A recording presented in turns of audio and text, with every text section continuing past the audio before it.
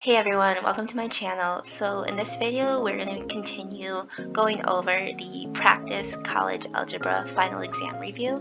And this is essentially part 2 where we're going to be going over numbers 11 through 20. As a reminder, I'm going to link the other parts in the description. So I'm going to link parts 1, 3, and 4 in the description. And I'm also going to link the timestamps of each question in the description as well, along with its topic. So with that being said, we're going to jump to number 11.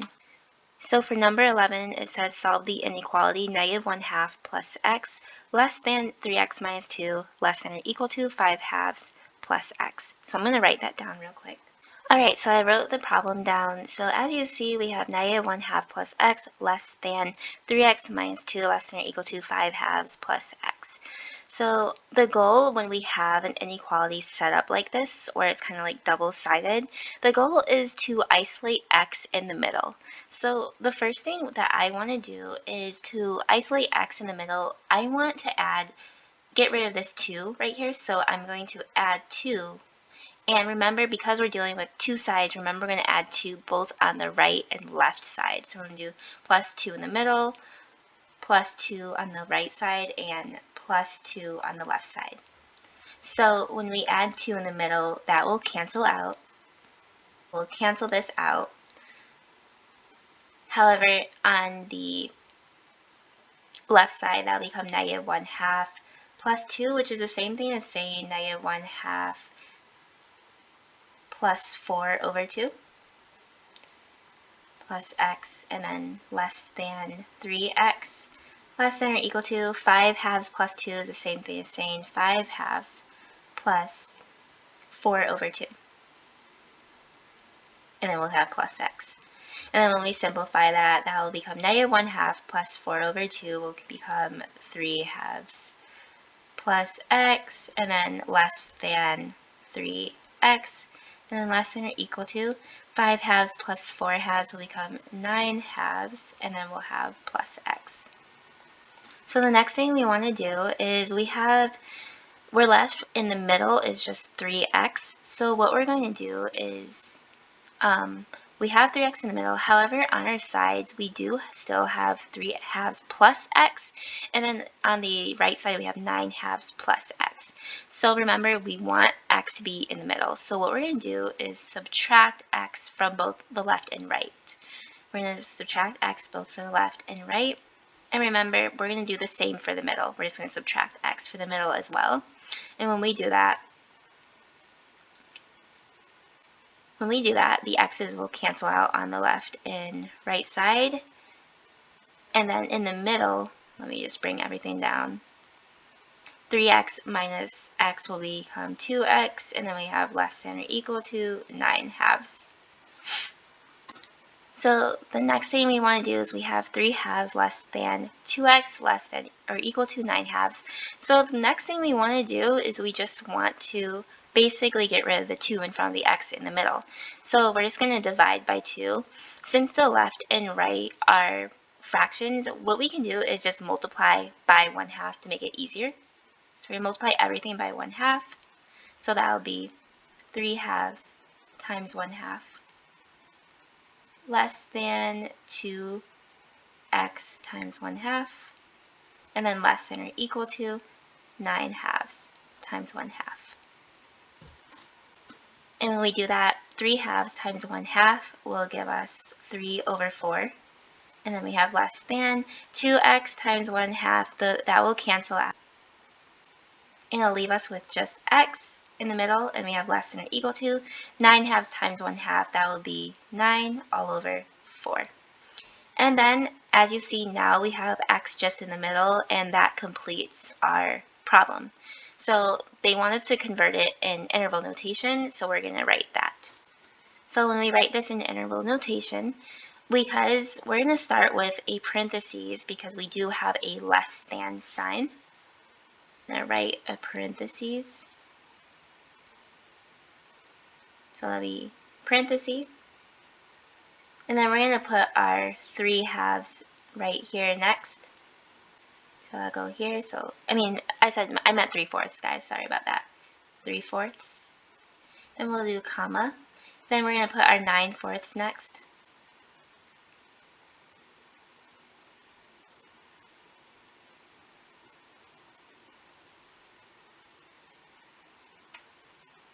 And then lastly, we're going to put, because it's a less than or equal to sign, we're going to put a bracket.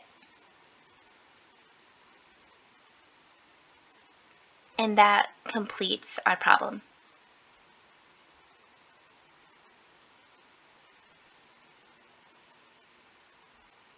And when looking at the answer choices, the answer choice that corresponds with what we got is answer choice C. So that is the answer to number 11. So now we're going to move on to number 12. Alright guys, so for number 12 it says what is the equation of the line through the points 4, -11, and 3/16. So I'm going to write down this problem real quick. Okay guys, so I wrote down all the information that was important for this problem.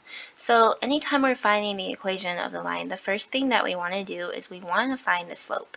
So as a reminder, our slope formula is m equal to y2 minus y1 all over x2 minus x1. So we're going to use these 2 points that they gave us and plug it into that formula.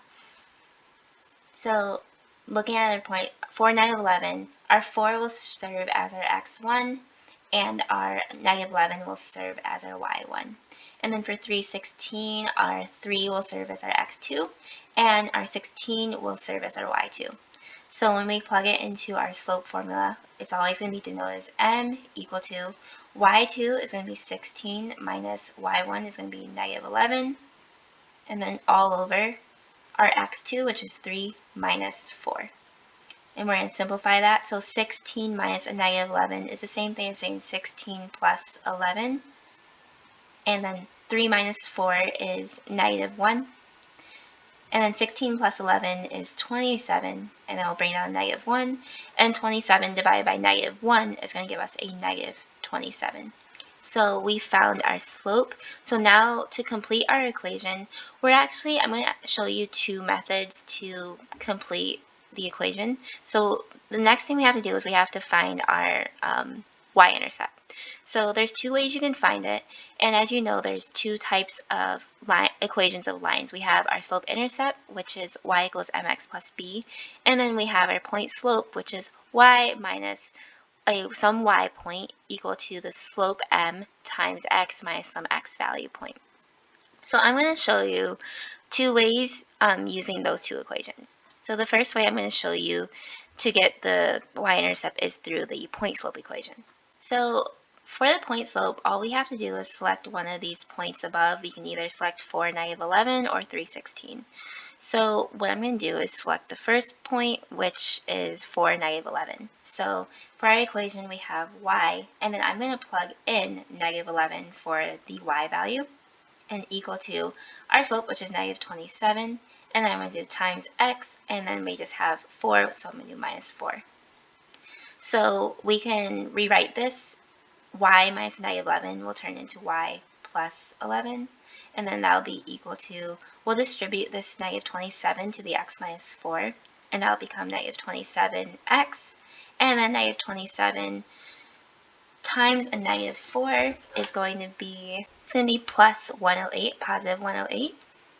Okay, and then once we do that, we're just going to subtract this 11 on both sides. And when we subtract the 11, it'll cancel out on the left side. And 108 minus 11, that will turn into y equal to -27x. 108 minus 11 is a positive 97, so we'll do plus 97. And as you see, we get y equal to -27x plus 97. So I'm going to show you the other way, which is using the slope-intercept equation. So for our slope-intercept equation, once again, we're going to choose one of the following ordered pairs that they gave us. Since we used the first ordered pair, I'm going to use a second one, which is 3/16. When we're using our slope-intercept equation, remember it's y equal to mx plus b. So I'm going to plug in the 16 into y.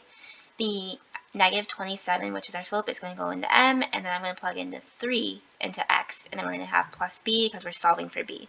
So the first thing I want to do is see what -27 times 3 is. So when I do negative 27 times 3, I'll get basically negative 81. And we have plus b. And then lastly, to solve for b, we're just going to do plus 81 on both sides. The 81s will cancel out, so we'll cancel those out.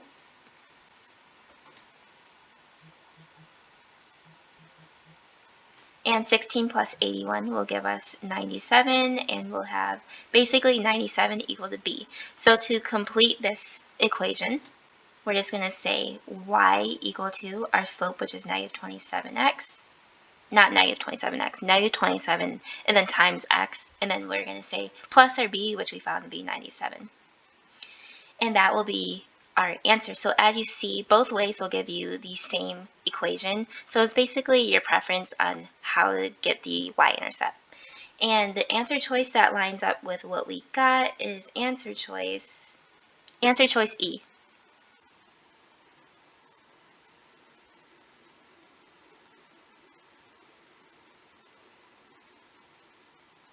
Alright guys, so now we're going to move on to number 13.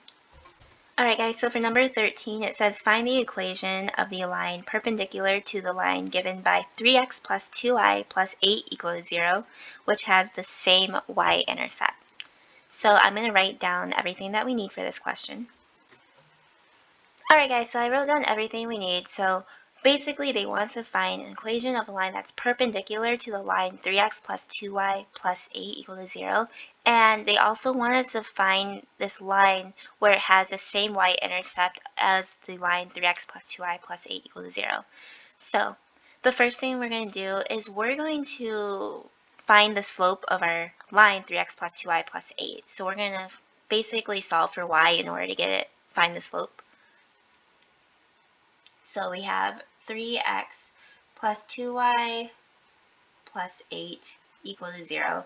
So what I want to do is I'm going to subtract both 3x and 8 on both sides so we can isolate the y. The x will cancel out on the left side, and that will leave us with 2y equal to negative 3x minus 8. The next thing we're going to do is we're going to divide by 2 on both sides. And when we do that, 2y divided by 2, the 2's will cancel out on the left side. And then it'll leave us with y equal to negative 3x divided by 2 will turn into negative 3x over 2. And then negative 8 divided by 2 will turn into a minus 4. Alright, so now that we have that, as you see, for this, our line, our slope is basically negative 3/2. So to find the slope of the other line, it's basically, remember, because it's perpendicular to this line, it's going to be the opposite reciprocal of the slope of this line, which is negative 3/2. So basically, when we have this, we're going to just call M1 equal to the line that we found, which is negative 3/2.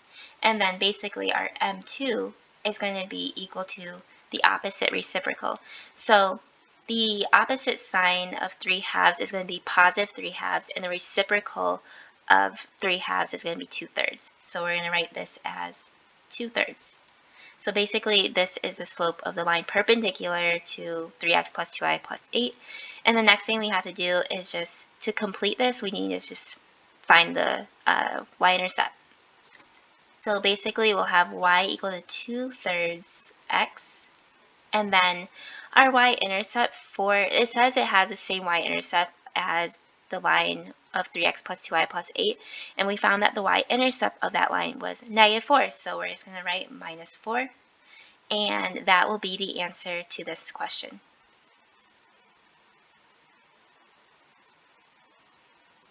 And the answer choice that matches up with what we got for number 13 is answer choice A. So now we're going to move on to number 14. Okay, so for number 14 it says let f equal, and basically we have a set of ordered pairs, so it has f equal to negative 3, 0, negative 2, 1, negative 1, 2, 0, 3, 2, 4, 3, 3, 4, 2. And it says also let G equal to, and it's once again another set of ordered pairs. So we have -3, 2.5, -2, 2, 0, 1.5, 2, 1, 3, -1, and 4, -3. And it says determine if both f and g are functions, and if they are, then evaluate the quantity of f plus g of 2 plus f of g of 3. All right, so I'm going to write down everything we need for this problem. Alright, so I wrote down everything. I wrote down what f and g are. So the first thing that we want to do is determine if f and g are functions. So what we're going to be doing is paying attention to the x values of each ordered pairs of all these sets. And we want to make sure that each x value is unique, meaning we don't want any repeating x values. So if you look in f, we have -3, -2, -1, 0, 2, 3, 4. Because every value is unique, there's no repeating values, f passes as a function. So if we look at g, we have -3, -2, 0, 2, 3, and 4. Once again, every x value is unique for the function of g, so both f and g are functions. So since they're functions, what we're going to do is we're going to evaluate the following. So they said they want us to evaluate f plus g of 2 plus f of g of 3. So let's first find what f plus g of 2 is. Okay, so f plus g of 2, we can actually, this is the same thing as saying f of 2 plus g of 2. All right, so what we want to do is determine what these values are. So if we go in f, we'll see that if we identify where x equals 2, we'll go there and we'll see that the corresponding y value is 4. So that'll be 4. And then g of 2, if we go to where x equals 2 for g, we'll see that that point is 2, 1. So therefore g of 2 is 1. So that would be plus 1. And 4 plus 1 is 5. So we're going to put that on hold and now find what I believe it was. It was f of g of 3. Alright guys, so this wants us to find f of g of 3. We can actually rewrite this. This is the same thing as saying f of g of 3. So the first thing we want to find is what is g of 3? So we're going to look for where x equals 3 for the function g and see what that corresponding y value is. So at g of 3, we see that the corresponding y value is -1. So basically, g of 3 is -1. So now we're going to rewrite this as f of -1, and now we're going to evaluate what f of -1 is. So we're going to see where x is equal to -1 for the function f, and if we look, we'll see that we'll identify the point -1, 2. So basically, the corresponding y value is 2. So f of -1 is going to be equal to 2. So basically what we're going to do is add these two values, which was f of plus g of 2 plus f of g of 3. So if we take these values, we found that f plus g of 2 was 5, and we found that f of g of 3 was 2. And 5 plus 2 will give us a value of 7. And that is the answer for this problem.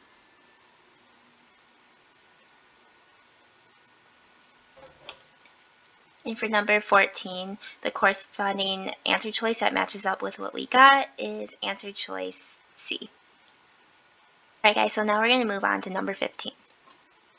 Alright guys, so for number 15, it says for the function f of x equal to, and it says x plus 15 if x is greater than or equal to -4 and less than or equal to 0, and 10 minus x squared if x is greater than 0 and less than or equal to 5. Calculate the value of f of -4 plus f of 0 plus f of 5. Alright, so I'm going to write down everything we need for this problem. Alright, so I wrote down our function. As you see, we have a piecewise function because our function is broken up into two, and based on what the value of x is, we're going to use one of the two functions. So the first thing they want us to evaluate is f of -4. So as you see, we have f of -4, so we're going to look at our functions, and specifically we're going to look at the conditions. So basically, for our first function, it says it's x plus 15 if x is greater than or equal to -4 or less than or equal to 0. And then for our second function, we have 10 minus x squared if x is greater than 0 or less than or equal to 5. So based off of the conditions of both these functions, the condition that that meets what we need for f of -4 is going to be the first one, because it says use x plus 15 if x is greater than or equal to -4, and x in this case is -4, and -4 is greater than or equal to -4. So to evaluate this, we're just going to plug in -4 into the function x plus 15. So that'll be -4 plus 15, and -4 plus 15 is going to be 11. Alright, so the next value that we're going to evaluate is f of 0. So if we look at our function, once again, we're going to look at our conditions. So we're evaluating f of 0. So for the first one, it says x plus 15 if x is greater than or equal to -4 and less than or equal to 0. And then we have 10 minus x squared if x is greater than 0 or less than or equal to 5. So the function in this case that's going to help us evaluate f of 0 is going to be the first one once again, because it says x is less than or equal to 0, and 0 is definitely less than or equal to 0. Now you're probably wondering why not the second function, and the reason being so is because even though 0 is included in the condition, 0 is not greater than 0. 0 is equal to 0. So that eliminates the second function. So once again, we're going to use the first function to evaluate f of 0. So we're just going to do 0 plus 15, and that will give us 15. Alright, now, so we're going to now evaluate what f of 5 is. So when we evaluate f of 5, this time, as you see, we're going to use our second function, because in the first function, we can only use that if x is greater than or equal to -4 or less than or equal to 0. And 5 is definitely greater than 0, so we're going to use our second function. And the reason being so is it says x is greater than 0 or less than or equal to 5, and 5 is less than or equal to 5. So we're going to use 10 minus x squared to evaluate f of 5. So when we evaluate, that will be basically 10 minus, and we're going to plug in 5, and that'll be squared, equal to, and that's basically 10 minus 25, and 10 minus 25 will give us -15. So the question asked us to evaluate the sum of all these values, so we're going to do f of -4 plus f of 0 plus f of 5, which is just going to equal 11 plus 15 plus -15. So as you see, we have 15 plus -15, that will be 0, and 0 plus 11 is going to be 11. So 11 is going to be the answer for this question. And the answer choice that lines up with what we got is answer choice A. Alright guys, so now we're going to move on to number 16. Okay, so for number 16, it says find the formula of f of -1 of x for the function f of x equal to 3x all over 2x plus 1. So I'm going to write down everything real quick. Alright guys, so I wrote down everything. So basically this wants us to find the inverse function of f of x. So I'm actually going to rewrite f of x. I'm going to replace y with f of x. So I'm going to write as y equal to 3x all over 2x plus 1. So when we're solving for the inverse, what we're going to do is we're going to swap the x and y values with each other. So this time I'm going to swap the x with the y, so it becomes x equal to, and then it's going to be 3y all over 2y plus 1. And once we get to this point, what our goal is to essentially solve for y. So what I'm going to do is I'm going to multiply both sides by 2y plus 1.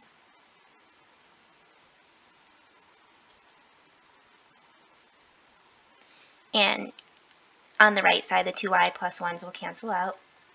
And that will leave us with x times 2y plus 1 equal to 3y. Alright, so the next thing that we want to do is I'm actually going to distribute this x to the 2y plus 1. And that will give us 2xy plus x equal to 3y. Once we get to this point, what I'm going to do is I'm going to subtract this 2xy on both sides. And that'll cancel out on the left side. And we'll be left with x equal to 3y minus 2xy. So as you see, we have x equal to 3y minus 2xy. On the right side, notice how both terms have y. We have 3y minus 2xy. So because they both have y, what we can do is actually factor out a y. So that'll be x equal to, we're going to take out a y, and we'll be left with 3 minus 2x. And then what we can do now is divide both sides, or divide everything by 3 minus 2x.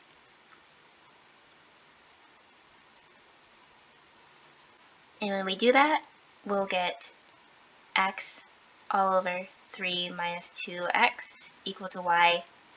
And we can flip the order to make it more recognizable for us. So that'll be the same thing as saying y equal to x all over 3 minus 2x. And therefore, our inverse, f and I1 of x, is going to be equal to x all over 3 minus 2x.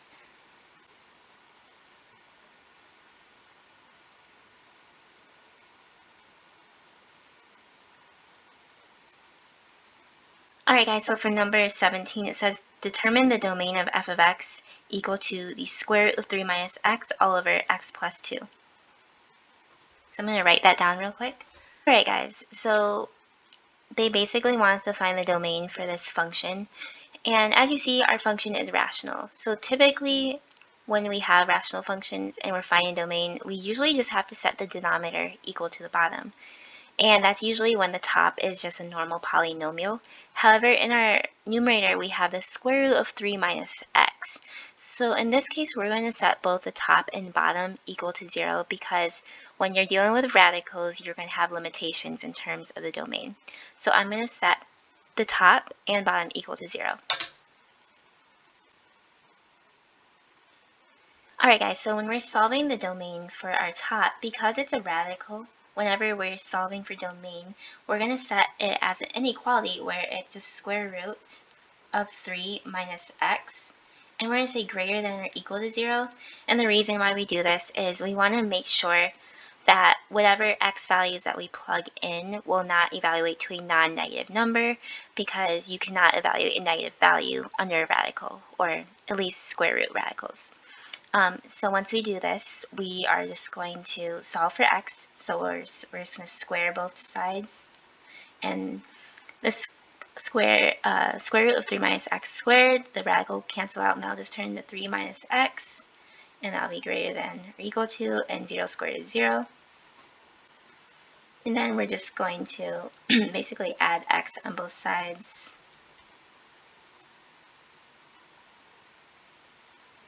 X will cancel out over here. And basically we'll be left with 3 greater than or equal to x. And we can rewrite that as x being less than or equal to 3. Okay, so now that we have that, we're just going to solve for the domain of our denominator. So basically, we're just going to set our denominator equal to 0. So we're going to do x plus 2 equal to 0. So we're just going to solve for x. So we're going to subtract 2 on both sides. The 2 will cancel out on the left side. And we'll have x equal to negative 2. And this is basically saying x cannot be equal to negative 2. Alright, so when kind of meshing these two together, this is going to basically say that our domain is, we see that for our numerator, x can only be less than or equal to 3, and for our denominator, x cannot be equal to negative 2. So therefore, when we combine our domains of both the numerator and denominator. This is saying, we're going to say that our domain is going to be from -infinity, and it says x cannot be equal to -2, so we're going to put -2 there, and parenthesis, union, and then we're going to put -2 again, comma, and 3. And we're going to put bracket, because 3 is included, and that basically is our domain of our function.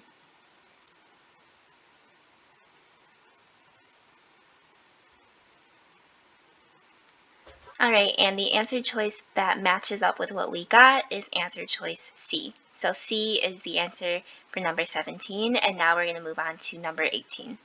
Alright guys, so for number 18, it says divide and reduce to lowest terms of x minus 3 all over x squared minus 25 divided by x plus 2 all over x squared minus 3x minus 10. So I'm going to rewrite this real quick. Okay, so I wrote down everything, and it basically wants us to reduce this expression by dividing it. So the first thing that we're going to do is we're actually going to factor both expressions. So in our first fraction, we have x minus 3 all over x squared minus 25. So what we're going to do is we're going to factor the denominator, and as you see, x squared minus 25 is actually a difference of squares. So we're going to factor that to become x plus 5 all over, not all over, x plus 5 times x minus 5.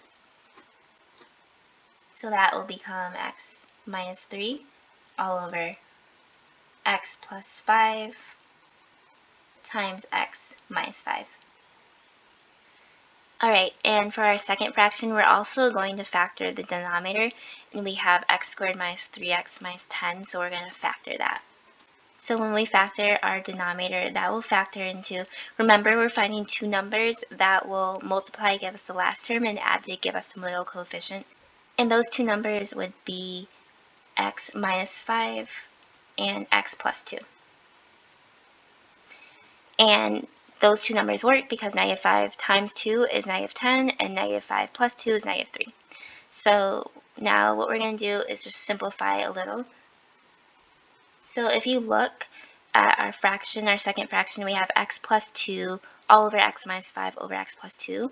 Since we have x plus 2 on both the top and bottom, we can actually cancel those out. And when we do that, it'll leave us with x minus 3 all over x plus 5 times x minus 5 divided by, and we're just going to be left with 1 all over x minus 5. So the last thing we need to do is we just need to divide these fractions. So because we're dividing with fractions, what we're going to be doing is we're going to do keep, change, flip. So we're going to do keep, change, flip. So we're going to keep the first fraction as is. So that'll be x minus 3 all over x plus 5 times x minus 5. And then we're going to change the sign to multiplication, my bad. And then we're going to flip the second fraction, so it'll become x minus 5 all over 1. And as you see, when we do that, we have x minus 5 at both the bottom and the top. So we can actually cancel those out. When we do that, we'll just be left with x minus 3 all over x plus 5. And that will be the answer for this problem.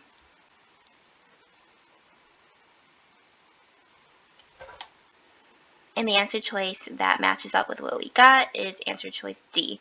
So the answer to number 18 is letter D. So now we're going to move on to number 19. Okay guys, so for number 19 it says add the rational expressions, and we have x plus 2 all over x plus 1 plus 4 all over x squared plus 4x plus 3, all of that minus 1. So I'm going to write this down real quick. Okay guys, so I wrote everything down. So as you see, all of these are, we have a fraction x plus 2 all over x plus 1 plus 4 all over x squared plus 4x plus 3 minus 1. And they want us to simplify this as much as possible. So the goal that we want to do is try to get everything to one fraction, and in order to do that, we're going to have to find a common denominator for everything. So in order to do that, first what we're going to do is I'm going to find a common denominator for the second fraction, which is 4 all over x squared plus 4x plus 3. So by doing that, I'm going to factor the denominator of that. So when I factor that, I'm just going to bring down the x plus 2 all over x plus 1, and then we'll have 4 all over. Remember, when we factor, we're finding two numbers that multiply to give us the last term and add to give us the middle coefficient. So those two numbers would be x plus 3 and x plus 1. Because 3 times 1 is 3, and 3 plus 1 is 4. And then I'm just going to bring down the minus 1.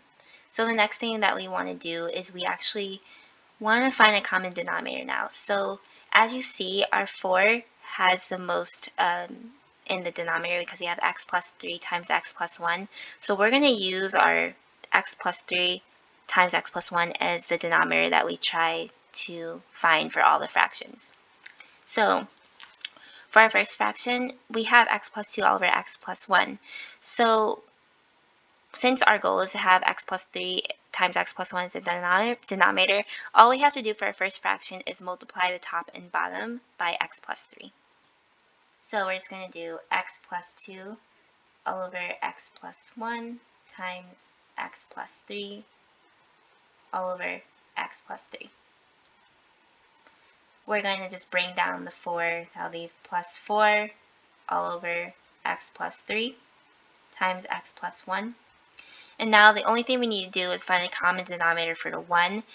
And basically we're just going to multiply the top and bottom of our 1.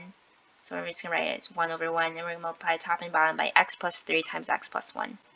Alright, so now that we've done that, what we're going to do is we're going to just simplify everything.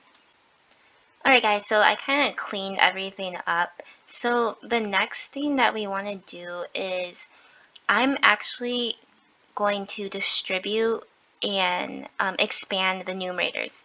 So for our first fraction, we have x plus 2 times x plus 3 all over x plus 1 times x plus 3. So what I'm going to do is I'm going to FOIL the numerator of that function. So we're going to do x plus 2 times x plus 3. So when we FOIL our expression, we're going to do first, which is x times x, then we're going to do x times 3, then we're going to do 2 times x, which is inside, and last 2 times 3.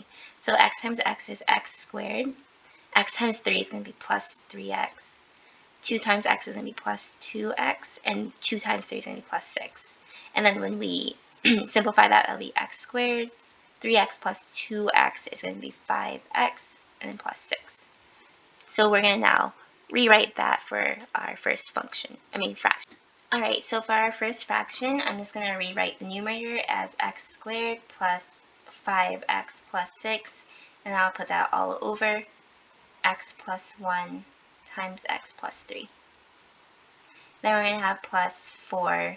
We'll bring down this one because the numerator for the second one is just 4. We don't need to simplify that.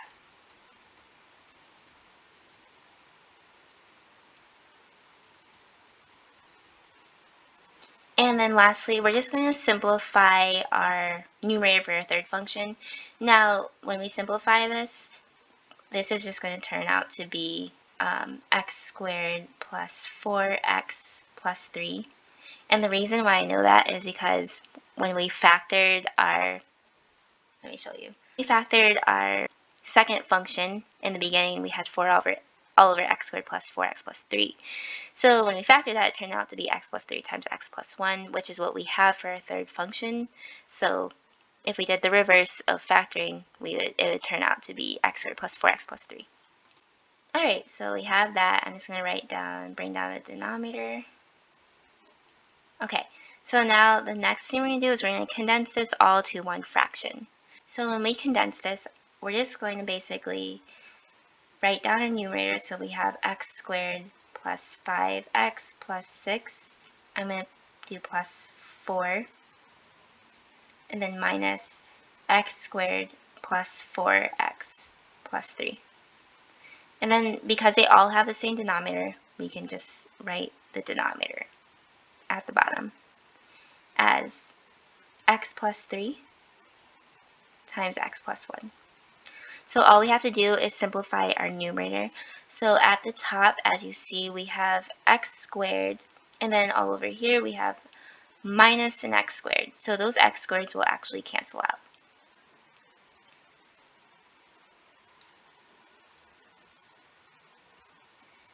The next thing we have is we have 5x and then minus a positive 4x. So 5x minus 4x is going to turn into just x. So I'm going to write that down here. And then lastly, we have 6. So we have 6 and then plus 4, which is 10. And 10 minus 3 is going to give us a positive 7. So I'm going to write plus 7. Alright, so I just rewrote the denominator and brought that down. Okay, so looking at the answer choices, it looks like it doesn't want us to expand anything. So the answer choice that will line up with what we have is answer choice D. So the answer for this one is going to be x plus 7 all over x plus 3 times x plus 1, and that will be the answer to number 19.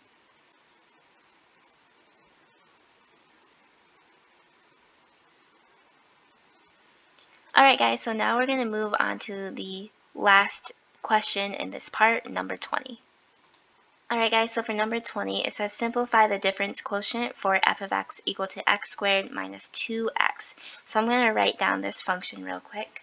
So as a reminder, difference quotient is going to be, I'll just put DQ, which stands for difference quotient. And the difference quotient is going to be f of x plus h minus f of x all over h. So to make this easy, what we're going to do, because there's a lot of things we have to find, what we're going to do is split this up into some steps, and then which are going to build upon each other. And we're just going to split it up into chunks, basically, just to make it a little easier when we're finding this difference quotient. So the first thing we're going to do is we're going to find what f of x plus h is. So we're essentially just going to plug x plus h into our function x squared minus 2x. So that will be x plus h squared minus 2 times x plus h. And when we do this, what we want to make sure, we can't leave it like this, so we want to make sure we leave this in expanded form, meaning we want to fully FOIL and distribute and combine like terms where needed. So I'm going to FOIL this x plus h squared first. And when we do that, so we have x plus h squared, and we can rewrite that as x plus h times x plus h. And when we FOIL, that's going to be first, outside, inside, last. So that'll be x times x, so which is x squared, plus x times h, plus x times h, plus h squared. And that will simplify to x squared plus 2xh plus h squared. So I'm going to move back to kind of like a problem and rewrite our x plus h squared to this. Alright, so I'm going to rewrite our x plus h squared, so that's going to be x squared plus 2xh plus h squared. And then lastly, what we're going to do is we have minus 2 times x plus h. So we're just going to distribute this negative 2 to the x and the h. When we do that, we have x squared plus 2xh plus h squared. 2 times x, that'll become minus 2x, and negative 2 times h is going to be minus 2h. And then lastly, we would usually just combine like terms where necessary. But as you see, each term is unique. We have x squared plus 2xh plus h squared minus 2x minus 2h. So we can't really combine anything since all of them are different. So we're just going to leave this as is and move on to step 2. Okay, so for step 2, we are now going to take what we found in step 1 and subtract f of x from that. So in step 1, we found f of x plus h to become x squared plus 2x times h plus h squared minus 2x minus 2h. And then all we're going to do is subtract f of x from that, which is x squared minus 2x. And then we're just going to simplify this. So as you see, when we simplify this, we actually have x squared and then minus an x squared, and those will cancel out.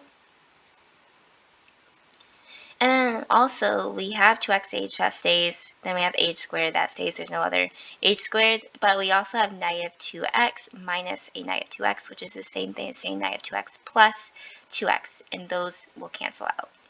And then we'll have just negative 2h, but there's no other terms with h. So we're just going to write down what we have left. So when we simplify this, this will become 2xh plus h squared minus 2h. Alright, so now we're just going to move on to step 3, which is our last step. Alright guys, so for step 3, we're just going to do find f of x plus h minus f of x all over h, which is the whole difference quotient. But as you see, we already found f of x plus h minus f of x in step 2, which happened to be 2x times h plus h squared minus 2h. So we're just going to take that and now divide it all by h. And what we're going to do is, and if you notice in our numerator, we have 2xh plus h squared minus 2h. So all the terms have an h in common. So what we're going to do is factor out an h. So we'll take out an h, and that'll leave us with 2x plus h and minus 2 all over h. And then now that we've factored out an h, we now have h at the top and bottom, which means that we can cancel those out. When we cancel those h's out, we'll be left with 2x plus h minus 2, and that will be the answer to number 20.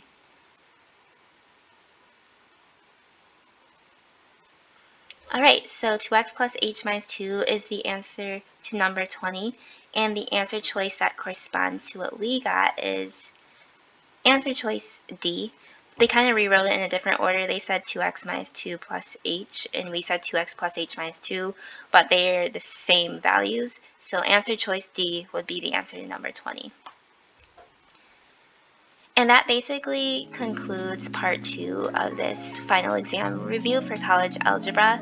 Once again, I'm going to link all the parts below, so I'll have the links to parts 1, 2, and not 2, part 1, 3, and 4 below. And that's pretty much everything. If you have any questions, please leave them in the comments. And take care, everyone.